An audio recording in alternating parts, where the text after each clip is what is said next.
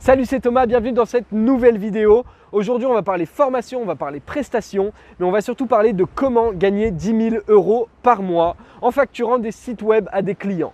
C'est un exemple qui est accessible à tout le monde, à toi comme tout ton entourage. Ça va demander un petit peu de boulot, mais évidemment, on n'a rien sans rien, alors on y va.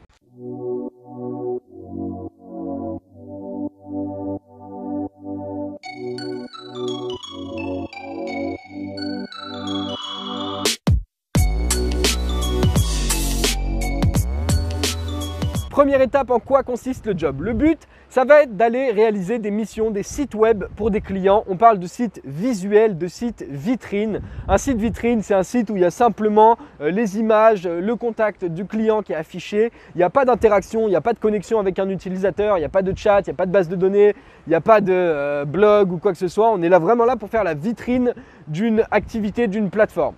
Nos clients, ça peut être des artisans, ça peut être des restaurateurs, ça peut être des personnes qui veulent un CV en ligne, des designers, peu importe, à partir du moment où la personne veut un site visuel, on peut intervenir.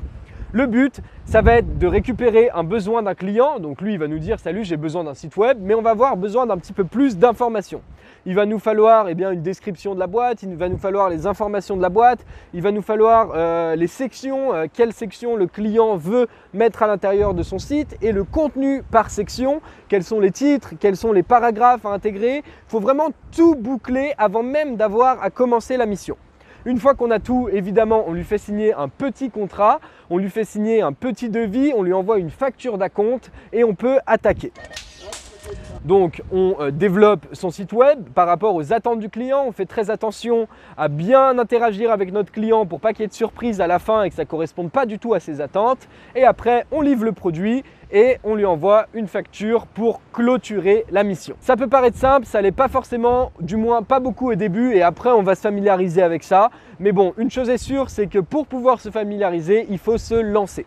En termes de coûts, une agence web, il faut savoir qu'elle prend entre 1 500 et 2 500, peut-être jusqu'à 3 000 € pour un site web vitrine. Vous allez vous baser, allez, on va dire à 1 000 € le site web vitrine. Vous pouvez aller plus haut en fonction des attentes ou si c'est vraiment très simple et que c'est qu'une seule page, vous pouvez aller un petit peu plus bas. Mais le but, ça va être de réaliser 10 plateformes par mois pour avoir nos 10 000 € à la fin du mois. Maintenant, on va parler formation et en combien de temps on va pouvoir avoir le niveau requis pour pouvoir pratiquer, pour pouvoir vendre nos premiers sites web. Moi, je pense que du HTML, CSS, pour le comprendre et pour commencer à bien le manipuler, il faut environ 2-3 semaines. Il faut déjà se former théoriquement et après, il faut appliquer, créer 2-3 petits sites de notre côté et après, on est carré et on peut passer un petit peu plus loin, commencer à apprendre un petit peu de PHP, mais surtout les librairies comme Bootstrap. Je vous mettrai le lien dans la description qui vont nous changer la vie, nous permettre d'aller 2 fois plus vite dans la réalisation de notre site web et de créer un site qui soit design et adapté aux attentes qu'on a en 2020. J'ai créé, si vous voulez, une formation qui dure 2 heures pour vous apprendre le HTML, CSS, mais c'est vraiment pas le but de cette vidéo. Vous cliquez si ça vous intéresse, sinon il y a plein d'autres formations en ligne qui vous donneront toutes les clés pour pouvoir le faire. Maintenant, on va parler de gestion de clients et là, ça se complique un petit peu. Des personnes qui ont une base en HTML, CSS, il y en a beaucoup. Vraiment, c'est très simple à acquérir. Ça va prendre évidemment un petit peu de temps, mais vraiment, je pense que, comme je vous l'ai dit, en 2-3 semaines, on peut avoir une base qui est solide en HTML, CSS si on pratique bien. Maintenant, il faut gérer tout un projet, il faut gérer tout ce qu'il y a autour. Et pour ça, ça se complique un peu plus. Il faut déjà arriver à parler et à communiquer avec un client. Il faut savoir réaliser un cahier des charges, il faut savoir réaliser un contrat et se protéger juridiquement au cas où il y a un problème sur le projet. Il faut savoir qui est responsable de quoi. Le client peut aussi être responsable de quelque chose et tout ça, il faut le notifier dans un contrat. Après, il faut savoir rédiger et tenir une comptabilité, rédiger des factures, envoyer des devis et cadrer une prestation dans son intégralité. Là où je veux en venir, c'est qu'au final, une mission, quand on intervient sur un site web, la création du site web, ça représente 20 ou 30% du projet. Tout ce qu'il y a derrière, c'est de l'organisation, c'est de l'administratif, c'est du juridique, mais sans ça, vous ne réaliserez pas de belles missions. Inscrivez dans les commentaires si vous avez des questions, que ce soit pour gérer un client, pour gérer un projet, pour apprendre le HTML, CSS, pour avoir des ressources vers lesquelles s'orienter, n'hésitez pas, je vous aiderai avec un immense plaisir. Maintenant, on va parler de comment on trouve nos premiers clients. Il faut savoir que c'est la chose la plus dure à trouver, Parce qu'une fois qu'on a rendu comptant quelques 4 ou 5 clients, eh ben, ils vont faire de la prospection pour nous et ils vont nous ramener nos prochains clients par la suite. Donc vraiment trouver les premiers clients, c'est le plus compliqué, mais pour ça, il y a quand même des bonnes pratiques et on va essayer de mettre toutes les chances de notre côté.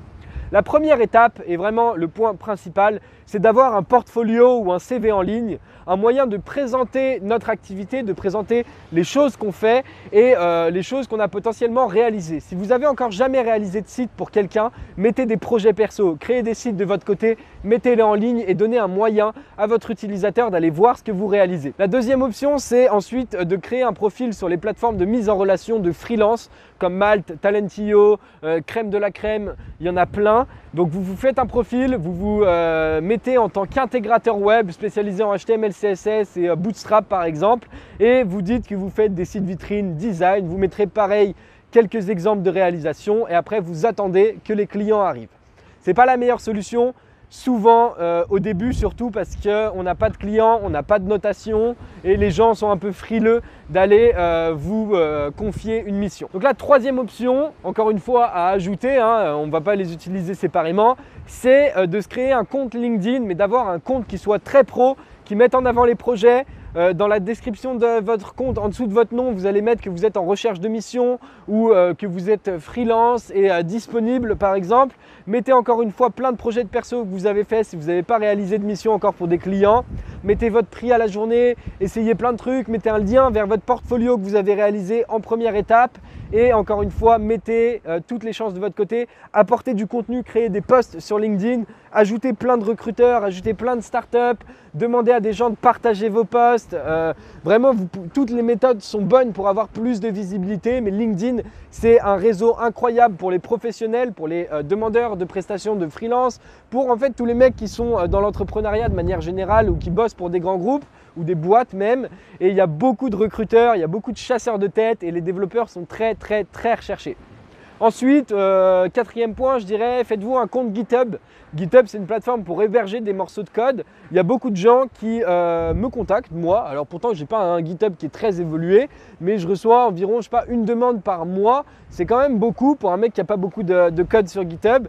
2 personnes qui voient mon GitHub, qui voient le code et les choses que j'ai produites et qui me disent « Oh, salut Thomas, est-ce que tu serais disponible pour une mission ?» J'ai même des amis qui sont fait recruter via GitHub. Donc vraiment, c'est encore une fois pas forcément la meilleure solution à utiliser seul. Si on veut trouver une mission, il faut être le plus présent possible et donc ça rentre en compte. Il y a plein d'autres solutions, je vous en ai donné 4.